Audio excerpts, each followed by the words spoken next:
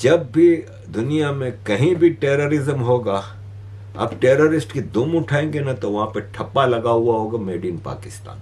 Australia کے Sydney میں بونڈی بیچ پر جو آتنکوادی حملہ ہوا ہے اس کے ڈیٹیلز آ گئے ہیں۔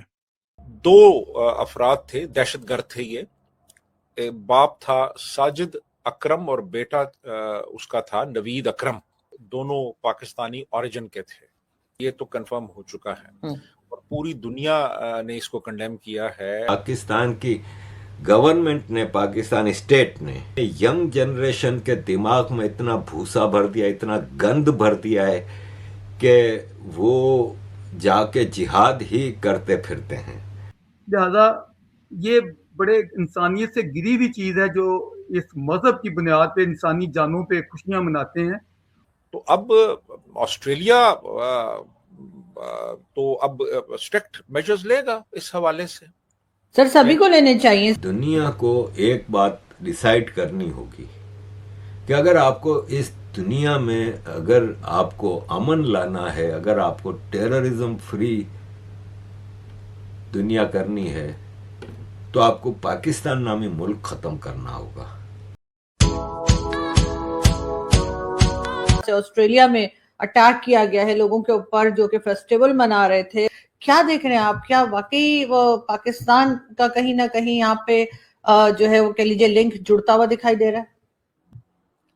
دیکھیے یہ تو اب کنفرم ہو چکا ہے کہ دونوں پاکستانی اوریجن کے تھے۔ تو یہ 2 افراد تھے، دہشت گرد تھے یہ۔ باپ تھا ساجد اکرم اور بیٹا اس کا تھا نوید اکرم۔ باپ کی عمر 50 سال ہے، بیٹے کی عمر 24 سال ہے۔ باپ کے پاس 6 لائسنس شدہ ہتھیار بھی تھے۔ یہ ہتھیار لے کے گئے اور وہاں پہ ہزاروں لوگ جمع تھے، جو کہ جوش فیسٹیول ہنوکا ہوتا ہے، جو کہ 8 دن اور 8 راتیں جاری رہتا ہے۔ تو وہ 14 سے لے کے 22 تاریخ تک تھا۔ تو کل پہلا دن تھا، کافی لوگ آئے ہوئے تھے وہاں پہ، تو انہوں نے وہاں جا کے اندھا دھند فائرنگ شروع کر دی اور 15 افراد کو قتل کر دیا۔ اور یعنی اب تک 15 افراد کی جو ڈیتھ ہے وہ کنفرم ہو چکی ہے، 42 افراد جو ہیں وہ زخمی ہیں۔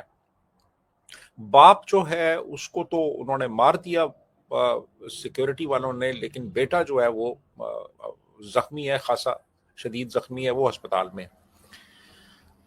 تو جب یہ واقعہ ہوا تو ہمارے ہاں سے اب جو رسپانس آیا سوشل میڈیا پہ وہ یہ تھا جی کہ یہ افغان ہے۔ لوگوں نے یہ کہنا شروع کر دیا کہ افغان ہے اور افغان یہ حرکتیں کرتے ہیں اور پاکستان بدنام ہوتا ہے۔ لیکن یہ ثابت ہو گیا کہ وہ افغان نہیں ہے، ان کا تعلق لاہور سے ہے اور وہ لاہور سے بلانگ کرتے ہیں۔ تو اب یہ تو ثابت ہو گیا جی کہ پاکستانی ہے۔ اب جب یہ پتہ چل گیا پاکستانی ہے تو پھر انہوں نے اپنی جو اپنا نیریٹو تھا اس کا رخ بدلا۔ تو پھر انہوں نے کہنا شروع کیا جی وہ بھی تو مسلمان تھا نا جی، جس نے بچایا ہے وہ بھی تو مسلمان، اس طرف نہیں آئے، پورا نیریٹو اس بندے کی طرف موڑ دیا اور اس بات کو بالکل نظر انداز کر دیا کہ مارنے والے جو تھے وہ مسلمان تھے اور وہ پاکستانی تھے۔ تو اب بات یہ ہے کہ یہ بہت ہی ایک گھنونا جرم ہے، سیدھی سیدھی دہشت گردی ہے یہ۔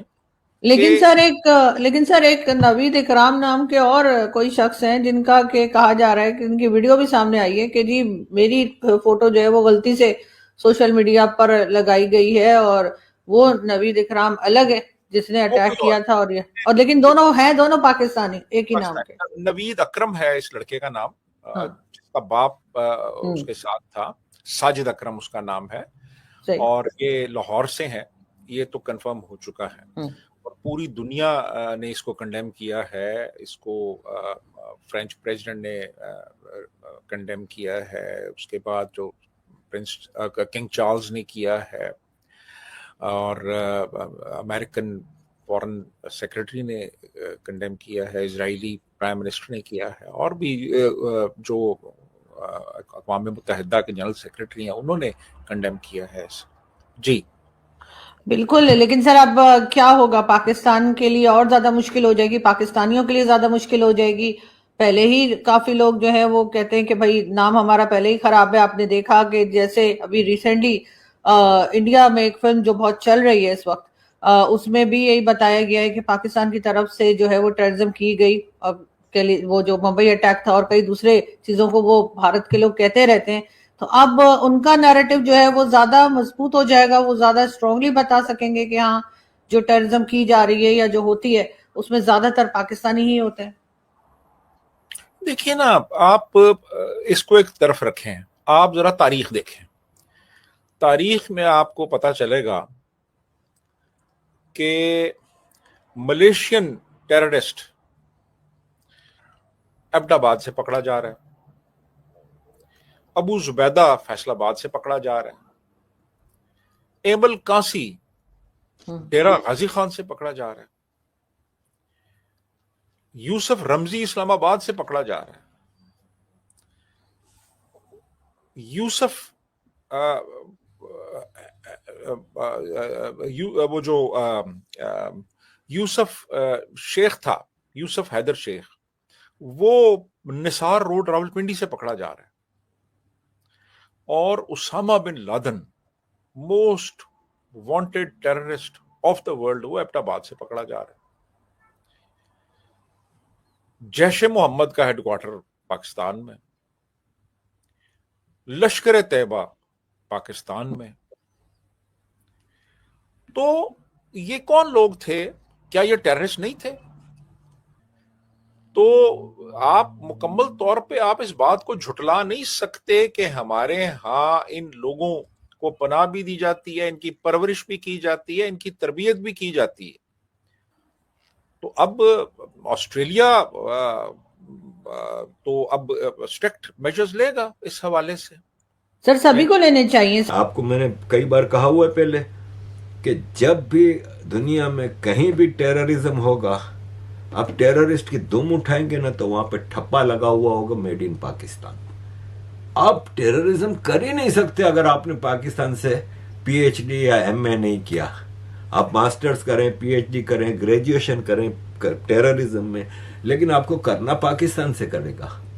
لیکن دنیا کو ایک بات ڈیسائیڈ کرنی ہوگی کہ اگر آپ کو اس دنیا میں اگر آپ کو امن لانا ہے، اگر آپ کو ٹیررزم فری دنیا کرنی ہے، تو آپ کو پاکستان نامی ملک ختم کرنا ہوگا.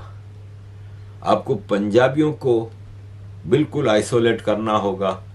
لینڈ لاک پنجاب بنائیں، آزاد سندھو دیش، سیکولر لبرل آزاد سندھو دیش، سیکولر لبرل آزاد بلوچستان، سیکولر لبرل یا جو بھی ہے پشتونستان ہو یا گریٹر افغانستان ہو، وہ کریں.